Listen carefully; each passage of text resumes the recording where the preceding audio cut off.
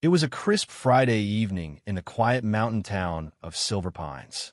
The sun had just dipped below the horizon, casting long shadows across the valley. I had just settled into my favorite armchair by the fireplace, a steaming cup of hot cocoa in hand, ready to unwind after a grueling week at work.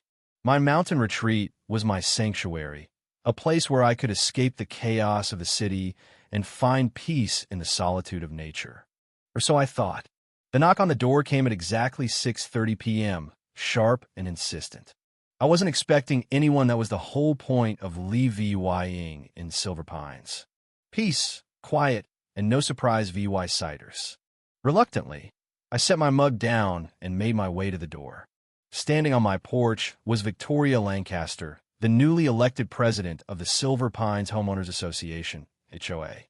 She was impeccably dressed, as always, her tailored blazer and pearl necklace a stark contrast to the rugged mountain backdrop. Behind her stood two men I vaguely recognized from neighborhood meetings, though their names escaped me. "Good evening," I said, trying to mask my annoyance. "Is everything okay?" Victoria didn't bother with pleasantries. "We're conducting property inspections to ensure compliance with our community standards," she announced, her voice as sharp as the winter air.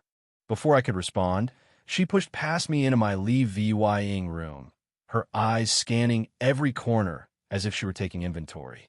"I don't recall agreeing to an inspection," I said, following her. "Usually, these things require notice." She waved a dismissive hand. "Emergency protocol. We've had reports of unauthorized renovations in the area." Her gaze landed on the large windows overlooking the valley. "Beautiful VYEW," she remarked, her tone dripping with false admiration. "Is it your guest cottage I see through the trees?" I nodded cautiously. The cottage was my pride and joy, a small, cozy space I had renovated myself for when my parents VY-sided from Florida. "Perfect," Victoria said, her lips VYing into what I'm sure she thought was a smile, but looked more like a predator eyeing its prey. "The HOA will be using that space for our quarterly meetings starting next month. The community center is undergoing extensive renovations." I blinked, certain I had misheard. "I'm sorry, but that's my private property." She pulled a thick binder from her bag, flipping to a highlighted section. "According to Bylaw 16.4, the association reserves the right to utilize suitable private spaces for community functions when public facilities are unavailable." One of the men, balding with glasses too small for his face, nodded importantly.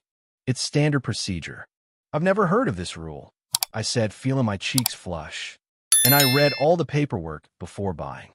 Victoria's smile tightened. "It was amended last year. We sent notices." I thought back to the stack of HOA mail I had admittedly skimmed over the past few months. Had I missed something this important? "I'll need to check that," I said firmly. "And even if such a rule exists, my cottage isn't suitable. It's personal space with family belongings." Victoria's eyes narrowed slightly. "We'll need the keys by Monday. Our first meeting is Wednesday at 7 p.m. We'll expect the space to be cleared and prepared with seating for 12. The second man, younger with a constantly nodding head, added, "We can help move any personal items to storage." I felt my hands clench at my sides. "I'm not VYing you my keys or access to my cottage. That's final." The room temperature seemed to drop several degrees as Victoria stared at me. "I don't think you understand," she said slowly, as if speaking to a child. "This isn't a request. The bylaws are legally binding. Refusing constitutes a VYolation." "Then I guess I'm in VYolation," I replied, VYing toward the door. "Now, unless you have an actual inspection warrant, I'd like you to leave." Victoria snapped her binder shut. "This is disappointing. I expected better community spirit from you." She handed me a paper from her pocket. "Here's the formal request. You have 3 days to comply before penalties begin." As they filed out, my neighbor, Tom, appeared at the edge of my property, walking his golden retriever. He slowed, watching the trio march down my driveway to their waiting SUV. Once they were out of earshot, he approached. "I see you've met Queen Victoria," he said quietly. "Is she always this demanding?" I asked, still holding the paper. Tom glanced around nervously. Worse. Watch your back. She doesn't take no for an answer. He lowered his voice. The Millers refused her request to use their pool for an HOA event last summer. Within a month, they were drowning in violation notices until they finally sold and moved. A chill ran through me that had nothing to do with the mountain air. That's ridiculous. She can't force people out of their homes over petty rule enforcement. Tell that to the 3 families who've left since she took over, Tom replied. Look, I've got to go, but word of ad VY's to document everything. Every conversation, every notice. He tugged his dog's leash and hurried away, Leah VYing me standing in my doorway, wondering if my dream home had just become a nightmare. The next morning, I spread the HOA documents across my kitchen table, determined to find this mysterious Bylaw 16.4. After 2 hours of reading legal jargon, I found it, but the wording was nothing like what Victoria had claimed. The actual bylaw stated that homeowners could volunteer their spaces for community functions with proper compensation and formal agreements. Volunteer, not be forced. My phone rung, unknown number. Hello. This is Councilwoman Margaret Hayes, said a clipped voice. I understand you're VYing some issues with your homeowners association. I frowned. How did you know that? Victoria Lancaster contacted me this morning. She mentioned a homeowner who's refusing to cooperate with community needs during their renovation crisis. My jaw dropped. There's no crisis. She wants to take over my guest cottage for HOA meetings. That's not in the bylaws. There was a pause. Well, I'm not involved in HOA disputes, but I've known Victoria for years. She's done wonders for property values in communities she manages. Something in her tone made me suspicious. Manages? I thought she was just our HOA president. Another pause. Victoria has leadership roles in several mountain communities. Her property management company oversees 5 HOA boards. That information struck me as important, though I wasn't sure why yet. Councilwoman, does the town have records of these community center renovations Victoria mentioned? Because I haven't seen any construction active VY tie there. I wouldn't know about that, she replied quickly. I should go. I just wanted to encourage neighborhood cooperation. After she hung up, I grabbed my jacket and drove to the community center. The parking lot was empty, the building quiet. No construction equipment, no workers, no renovation signs. I peered through the windows, everything looked normal inside. I took photos with my phone, documenting the untouched building, then drove home with growing suspicion. Why would Victoria lie about renovations? When I pulled in my driveway, a bright orange paper was taped to my front door. Violation notice. Beneath it was a list of supposed infractions: improper fence height, unauthorized bird feeder, non-compliant mailbox color, and failure to comply with community space requirements. The fine, due law $250 per day until all violations were remedied. My hand shook as I tore down the notice. Across the street, Victoria's SUV was parked in front of Tom's house. Through his front window, I could see them arguing. I pulled out my phone and called my cousin, Emily, who happened to be an attorney specializing in property law. They can't do this, she said after I explained. HOAs have power, but not this kind of power. Don't give them a dime, and definitely don't give them your keys. What should I do? I asked, watching as Victoria stormed out of Tom's house. Document everything. I'm emailing you a cease and desist letter template. Send it certified mail, and let's meet tomorrow at the Lakeside Cafe to discuss strategy. As I hung up, Victoria spotted me in my driveway. Instead of coming over, she smiled coldly and made a show of taking photos of my property with her phone. That night, I couldn't sleep.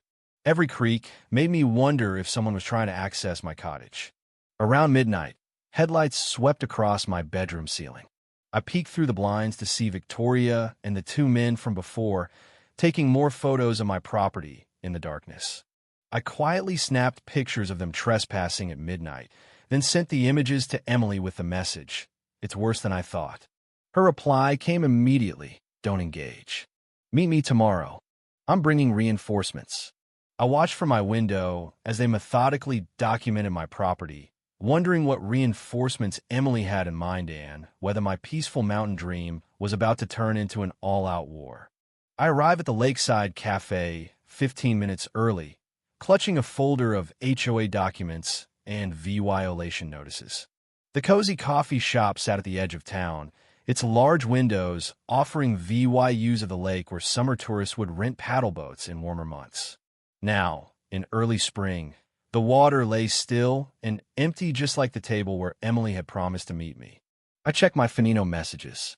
This wasn't like my cousin, who valued punctuality almost as much as she valued the law itself. I ordered a coffee and waited, watching the door swing open with each new customer. None of them were Emily. After 30 minutes, I texted her, "I'm at Lakeside. Everything okay?" 3 dots appeared, disappeared, then reappeared before her message loaded. Meeting postponed. Victoria called my office, claiming you agreed to settle, said you authorized her as your representative. Obvi usly a lie, but she's playing hardball. Don't go home yet. New location, Tom's workshop on Pine Trail. Go now. My coffee sat forgotten as I rushed to my car. Tom's workshop?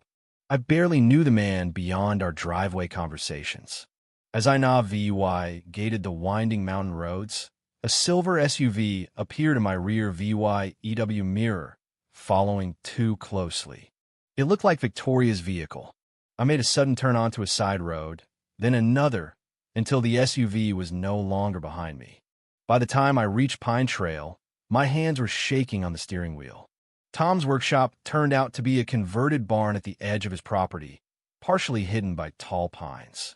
I parked behind it, as instructed in Emily's second text. Inside, I found not just Emily and Tom, but 3 other neighbors I recognized from community mailbox encounters. An older woman named Margaret, who walked her corgi every morning at dawn. A middle-aged man called Derek, who worked from home and collected rare books. And Sarah, a quiet accountant who lived 2 streets over. "Lock the door," Tom said instead of a greeting. "What's going on?" I asked, taking in their serious expressions. "Why all the secrecy?" Emily's professional demeanor had an edge I'd never seen before. "Victoria Lancaster tried to impersonate you to my legal assistant. When that failed, she threatened to report me to the state bar for interfering in HOA matters." "Can she do that?" I asked. "No, but the attempt shows how far she'll go," Emily replied. "You're not dealing with an overzealous HOA president. This is something else." Margaret spoke up, her voice stronger than her frail appearance suggested. 3 months ago, Victoria demanded access to my garden shed, claiming it violated setback requirements and needed inspection. A week later, I found strangers using it to store furniture. When I complained, I received violation notices for my garden gnomes, bird bath, and wind chimes. "The same thing happened to my workshop," Tom added. "I was told it needed a safety inspection. Now, half of it is filled with boxes I'm not allowed to touch, supposedly community property and storage during renovations." Derek nodded. "My pool house, too. They claimed it was built without proper permits, even though it predates the HOA by 10 years. Sarah, the accountant, opened her laptop. I started noticing financial discrepancies in the HOA newsletters. They report spending due $175,000 on community center renovations over the past year, but the building hasn't been touched. "I just confirmed it yesterday," I said. "Exactly," Sarah replied. She turned her laptop toward me. "But look at these bank statements." On the screen was an account statement for Silver Pines Community Holdings, showing transfers to various contractors and Sarah VYC Pro VY-ders. "How did you get these?" I asked. "I'm the backup treasurer," Sarah explained. "I'm supposed to have access to financial records, but Victoria removed me from most accounts. These are the only statements I can still see, and they don't match our community's actual expenses." Emily took over. "We think Victoria and her team are running a scheme across multiple HOAs. They take control of private spaces, claim they're needed for community purposes, then use them for something else entirely." "Like what?" I asked. Tom pulled out his phone and showed me a listing on a vacation rental site. The photos showed a familiar space's workshop but staged as a rustic mountain retreat. They're renting out our spaces to tourists, Margaret said bitterly. My garden shed is listed as a charming garden cottage for $129 per night. My blood ran cold. And my guest cottage would be next. It's prime real estate, Derek noted. Standalone unit with that VYEW? They could get $300 a night easily.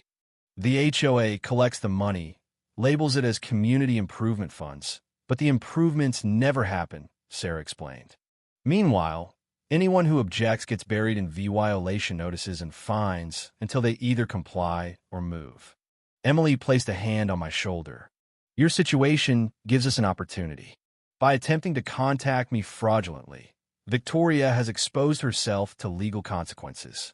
If you're willing, we can use your case to unravel this whole operation. Before I could answer, my phone buzzed with a text from an unknown number. Your violation fines now total due $750. Additionally, you've been summoned to an emergency HOA hearing tomorrow regarding your continued noncompliance. Failure to attend will result in an automatic judgment against you. I showed the group. They're MOVYing fast because you're fighting back, Tom said. Most people just give in. Another text arrived, this one with an attachment. I opened it to find legal papers. Victoria was suing me for breach of HOA covenants, seeking not just access to my guest cottage, but $15,000 in damages for willful obstruction of community functions. The room fell silent as everyone read over my shoulder. This is perfect, Emily finally said, her attorney instincts kicking in. Now we can request financial discovery and depose Victoria under oath. Perfect, I echoed. I'm being sued for $15,000. A lawsuit works both ways, Emily explained. They've just given us legal authority to demand their records, communications, and finances. They've opened the door to their own scheme. Sarah's laptop pinged with an email alert. Her face paled as she read it. Victoria just removed me from the last financial account I had access to. The message says I'm under investigation for unauthorized access to confidential records. Tom moved to the window, peering through the blinds. We need to be careful. Victoria has people watching. That's why we met here instead of in public. As if on cue, a car drove slowly past the workshop, the driver clearly looking toward the building. Is that her? I asked, joining Tom at the window. One of her board members, he confirmed. The balding man with the glasses. I suddenly felt exposed. How did they know we're here? Derek held up his phone. They've installed a new security system throughout the neighborhood cameras at every entrance and major intersection, supposedly for community safety. Surveillance cameras? I asked incredulously. That wasn't put to a vote. Nothing is anymore, Margaret said bitterly. Board meetings are closed, minutes aren't published, and decisions are made without homeowner input. My phone buzzed again, another text. Your attorney's involvement constitutes escalation of a simple community matter. BADVY said that legal fees will be added to your account. Emily read it and laughed. They're scared. They didn't expect you to get legal help so quickly. What's our next move? I asked, feeling both terrified and determined. We counterpunch, Emily said firmly. I'll file a response to their lawsuit with a countersuit for harassment, fraud, and financial malfeasance. Sarah, can you compile all the financial discrepancies you found? Tom, we need those rental listings documented before they take them down. And you, she said, turning to me, need to attend that HOA hearing tomorrow with me as your representative. Let's see how Victoria handles facing an attorney when she thought she could bully you alone. As we prepare to leave separately to avoid attention, Tom stopped me at the door. Be careful going home. Check your cottage immediately. Based on their pattern, they might try to access it while you're gone. The thought sent a chill through me. They wouldn't break in, would they? Margaret touched my arm. Dear, they changed the locks on my shed while I was at my daughter's wedding. Nothing would surprise me anymore. I drove home the long way, constantly checking for followers. As I rounded the final curve to my driveway, I slammed on the brakes. There, in broad daylight, stood Victoria and 3 strangers on my porch, one of them fiddling with the lock to my guest cottage. With shaking hands, I called 911, then started recording VY Deo on my phone. This wasn't just an HOA dispute anymore. This was breaking and entering. And as I watched them testing keys in my lock, I wondered what other laws they were willing to break to get what they wanted. The next morning, I arrived at the courthouse with Emily by my side. The emergency HOA hearing had been a disaster. Victoria had stood before 50 neighbors and painted me as. The next morning, I arrived at the courthouse with Emily by my side. The emergency HOA hearing had been a disaster. Victoria had stood before 50 neighbors and painted me as a dangerous rebel, threatening the community's safety. She produced a report I'd never seen before, claiming my guest cottage VY OLAD fire codes and was unsafe for occupancy. As president, I move that we assume emergency control until repairs are made, she announced, her voice dripping with false concern. The vote passed before I could even speak. Only Tom, Margaret, Derek, and Sarah had stood with me. Now, as we climbed the courthouse steps, Emily's confidence was unwavering. "This is where we turn the tide," she said, adjusting her briefcase. Victoria's overplayed her hand. "She thinks she can intimidate you into submission, but she's about to find out what happens when you mess with the wrong homeowner." Inside the courtroom, Victoria sat at the defendant's table, flanked by her attorney, a slick man in an expensive suit. She looked as polished as ever, her designer outfit and perfectly coiffed hair making her seem untouchable. But as the judge entered, I noticed a flicker of unease in her eyes. "All rise," the bailiff announced. Judge Harmon, a no-nonsense woman with steel-gray hair and piercing eyes, took her seat. "This is quite the case," she said, scanning the documents before her. "Fraud allegations, harassment, and now breaking and entering? Let's get to the bottom of this." Emily stood, her voice steady and commanding. "Your Honor, we have EVY Denke that the defendant, Victoria Lancaster, has been illegally converting private property for commercial use, specifically short-term vacation rentals. We've uncovered financial discrepancies, falsified documents, and a pattern of harassment against homeowners who refuse to comply with her demands." Victoria's attorney jumped to his feet. "Your Honor, these allegations are baseless. This is a simple matter of bylaw enforcement against a non-compliant member." Judge Harmon raised an eyebrow. "If that's the case, then you won't mind producing the HOA's financial records, all of them, including rental income, website accounts, and personal transactions of board members." Victoria's face paled. Her attorney stammered, "Your Honor, these records weren't properly obtained." "Overruled," Judge Harmon said sharply. "These records were obtained through legitimate discovery after your client filed the initial lawsuit." "Continue, MS." Read. Emily presented the EVY Denke one damning piece at a time. Bank statements showing due law $172,500 moved through 7 different accounts in just 8 months. Fake renovation contracts. Photos of my guest cottage listed on vacation rental websites with Victoria's personal phone number and testimony from Tom, Margaret, Derek, and Sarah. The scheme was simple but effective, Emily explained. They would force homeowners to give up spaces using HOA rules, then rent those spaces to tourists, keeping all profits. As the hearing progressed, Victoria's confident facade began to crack. During a short break, she cornered me in the hallway. "I can make this all go away," she whispered, her perfume overwhelming. "Drop your countersuit, and you'll never hear from me again." "I'm not interested," I said firmly. "Think about it," she hissed. "You're just one person. I have connections all over Silver Pines. This doesn't end well for you, even if you win today." Emily appeared beside me, her expression fierce. "My client isn't interested in private negotiations, but the district attorney might be interested in what you just said." Victoria's face drained of color as she spotted a man in a dark suit entering the courthouse. "Is that District Attorney Phillips?" she asked, her voice trembling. "We had lunch yesterday," Emily confirmed. "Fascinating conversation about HOA fraud patterns across the county." Victoria's lawyer frantically waved her back to their table, but she stood frozen, watching as her carefully built empire began to crumble. By the time court adjourned for the day, even Victoria's attorney looked defeated. As people filed out, I overheard snippets of conversation from other homeowners. Just like what happened to us last year, one woman muttered. Took our pool house too. Outside the courthouse, camera crews waited. The local news had gotten wind of the case. Victoria pushed past them, hiding her face, while Emily spoke briefly to reporters. This isn't just about one guest cottage, she explained. This is about holding powerful people accountable when they abuse their positions.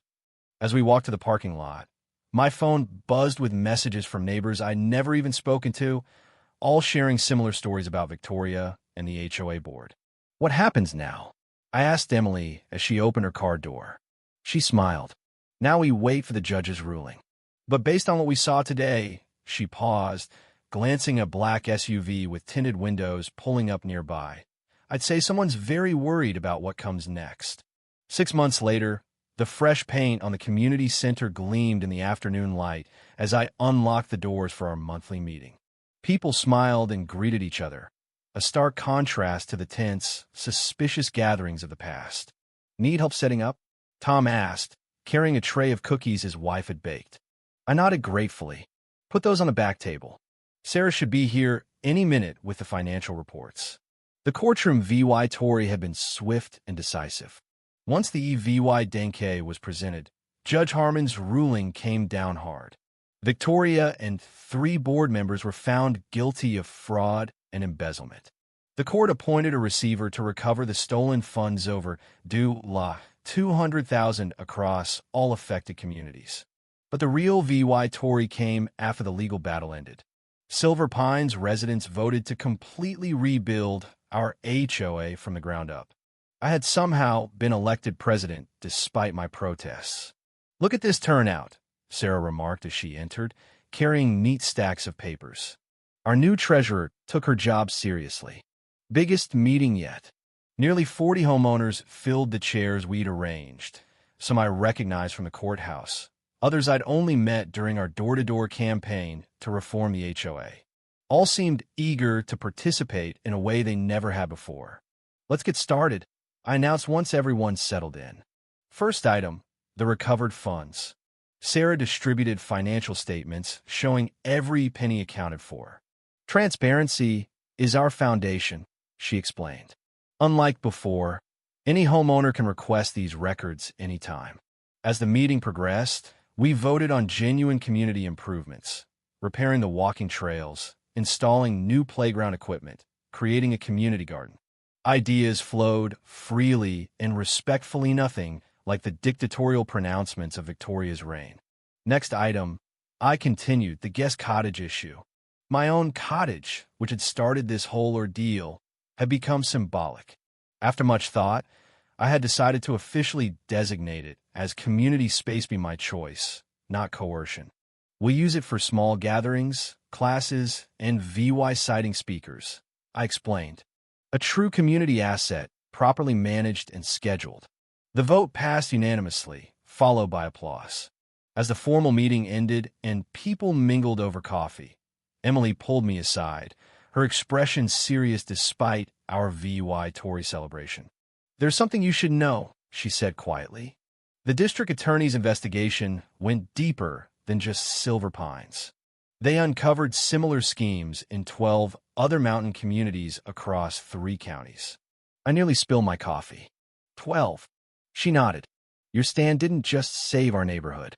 It's helping hundreds of homeowners. The DA is pressing charges against an entire network of corrupt HOA officials. Later that evening, after everyone had gone home, I walked through the quiet community center, turning off lights. My phone buzzed with a text message from an unknown number. I opened it, expecting another thank you from a neighbor. Instead, I read, "This isn't over." My hands trembled slightly as I showed the message to Tom, who had stayed to help clean up. Victoria, he asked, frowning. Has to be, but she's Sarah VYing time. Maybe not for long, Tom said grimly. I heard her lawyer filed an appeal last week. I blocked the number, but a chill remained. Outside the windows, shadows seemed to move among the trees. Was it just the wind? As we locked up, Tom pointed to a car parked across the street, its headlights off. Been there a while. Probably nothing, I said, not alive VYing it myself. That night, I double-checked every lock in my house. As I finally settled into bed, an email notification appeared on my phone. The sender, V. Lancaster. The subject line, "You took everything from me. Now it's my turn." I didn't sleep that night. Instead, I did what had served me well so far. I prepared. If Victoria wanted another battle, she'd find me ready. After all, I hadn't fought just for my guest cottage, but for something far more important: justice in a community worth protecting, no matter what came next. The email from Victoria was short and to the point. It was never about the cottage. Attached was a geological survey of Silver Pines, with my property circled in red. Beneath it, a single sentence: "You'll never find what I was really after." I showed it to Emily the next morning. She frowned, studying the map. "This changes nothing. It's a technicality at best, and it doesn't excuse fraud, surveillance, or harassment." But as the days turned into weeks, the shadows in Silver Pines began to fade. The community grew stronger, united by our shared VY Tory. Victoria's appeal was denied, and her empire crumbled as more homeowners came forward with EVY Denke of her schemes. As for me, I kept a close eye on my guest cottage, now a symbol of resilience and community spirit. Whatever Victoria had been after, she would never get it. Silver Pines was ours to protect, and we would never let anyone take it from us again. The mountain's shadow had lifted, and the sun shone brighter than ever. If you were the one in this story, how would you react? Would you stand up and fight back, or accept the unreasonable pressure and control from the HOA? Share your thoughts in the comments below. And don't forget to subscribe, like, and share this VY Deo with more people. Your small action gives us the motivation to keep bringing you more intense and engaging stories. Thanks for watching, and we'll see you in the next VY Deo.